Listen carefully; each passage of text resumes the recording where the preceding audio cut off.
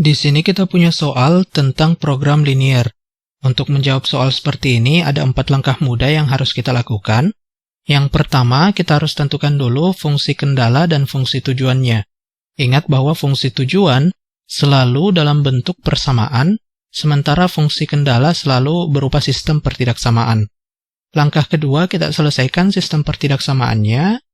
Kemudian langkah ketiga, kita tentukan titik kritis. Kemudian yang keempat, kita tentukan titik kritis mana yang mengoptimumkan persamaan tujuannya.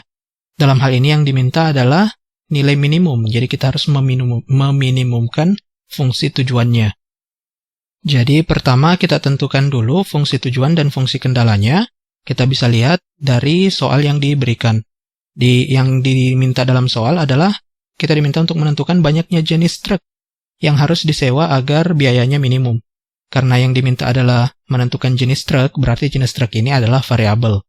Kita lihat bahwa dalam soal dikatakan bahwa untuk mengangkut paling sedikit 300 ton barang, seorang kepala proyek memerlukan alat pengangkut. Karenanya disewa 2 jenis truk, jenis 1 berkapasitas 15 ton dan jenis 2 berkapasitas 10 ton. Ini berarti kalau kita tuliskan dalam bentuk matematis, artinya 15 ton, 15X, ini X untuk jenis pertama, truk jenis pertama, ditambah 10Y, tambah 10Y, ini harus lebih besar sama dengan 300. Kenapa harus lebih besar sama dengan? Karena yang dikatakan dalam soal paling sedikit, artinya harus lebih besar sama dengan. Tentunya tidak boleh kurang dari 300 karena tandanya lebih besar sama dengan. Ini jadi kalau kita sewa truk jenis 1 sebanyak 10, berarti untuk jenis 1 ini ada total sebanyak 150 ton yang bisa diangkut. Kemudian dikatakan bahwa sewa jenis truk pertama adalah 500.000. Untuk memudahkan penulisan saya tuliskan 500 saja. Ini dalam satuan ribuan rupiah. Kemudian ini 400Y. 400Y. Karena ini mengenai harga, yang mana yang harus kita minimumkan, berarti 500X tambah 400Y ini adalah fungsi tujuannya. Jadi dalam bentuk persamaan. Kemudian dikatakan lagi bahwa ia harus menyewa sekurang-kurangnya 24 unit truk. Artinya X tambah Y, berapapun yang disewa jenis 1 dan jenis 2, ini sekurang-kurangnya berarti lebih besar sama dengan 24.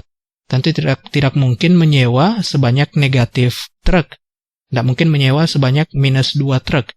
Jadi nilai X dan Y ini tidak boleh negatif, sehingga X dan Y harus lebih besar sama dengan 0. Dari sini kita bisa lihat bahwa ini adalah fungsi tujuannya, sementara yang lain adalah fungsi kendala. Langkah kedua, kita harus selesaikan sistem pertidaksamaan linear 2 variabel ini. Kalau teman-teman lupa, bisa membuka kembali materi tentang penyelesaian sistem pertidaksamaan linear 2 variabel. Tapi untuk sebagai ulasan singkat saja, saya akan jelaskan secara ringkas. Pertama, kita akan ubah dulu pertidaksamaan ini menjadi sebuah persamaan. Kemudian kita cari titik potongnya. Artinya, ketika X-nya 0, Y-nya berapa? Ketika Y-nya 0, X-nya berapa? Jadi ketika X-nya 0, tentu ini Y sama dengan 300 bagi 10, sama dengan 30. Kemudian ketika Y-nya 0, X-nya sama dengan 20. Jadi titik potongnya adalah 0,30 dan 20,0. Dengan cara yang serupa, untuk persamaan ini kita peroleh, sehingga ketika kita gambarkan, kita akan peroleh grafik berikut. Kemudian ada juga kedua pertidaksamaan ini, lebih besar dari 0 dan Y lebih besar dari 0. X lebih besar dari 0 dan Y lebih besar dari 0 ini menunjukkan bahwa daerah penyelesaiannya berada di kuadran 1. Karena X-nya lebih besar dari 0 berarti di sebelah kanan sumbu Y, sementara ini bermakna bahwa daerah penyelesaiannya berada di atas sumbu X. Kemudian, himpunan penyelesaian dari keempat pertidaksamaan ini adalah irisan dari keempat himpunan penyelesaiannya.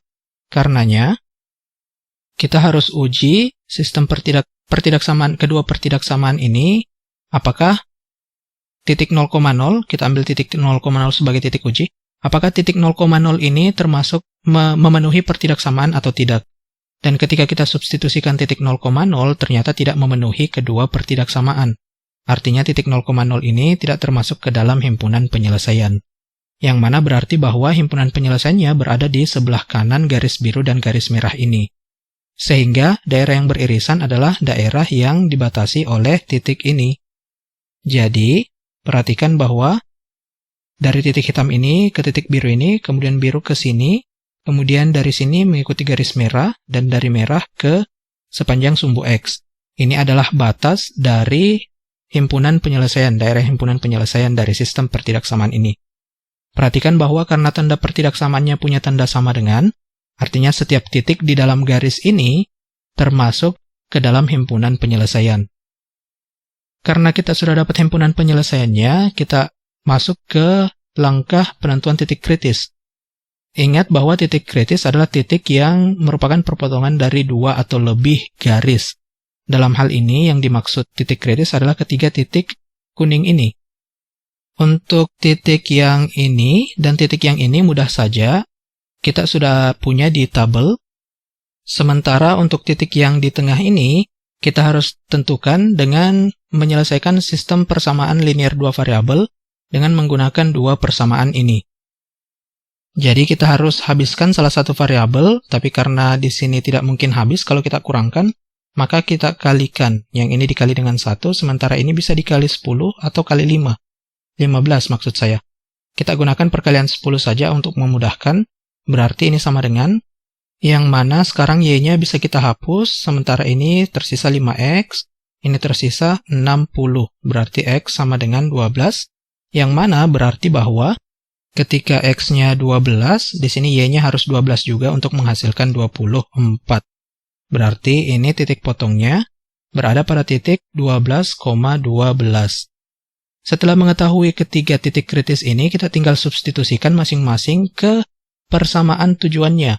Kemudian kita lihat yang mana yang menghasilkan nilai yang minimum, karena yang diminta adalah minimum dalam soal. Setelah kita substitusi, ternyata kita peroleh hasil seperti tulisan merah ini. Dari sini kita bisa lihat bahwa yang minimum, nilai Z yang minimum terjadi ketika X-nya 12 dan Y-nya 12. Tentunya ini dalam satuan ribuan rupiah, jangan lupa. Tadi kita gunakan satuan ribuan rupiah untuk memudahkan penulisan, yang mana berarti ini sama dengan 10.800.000 rupiah.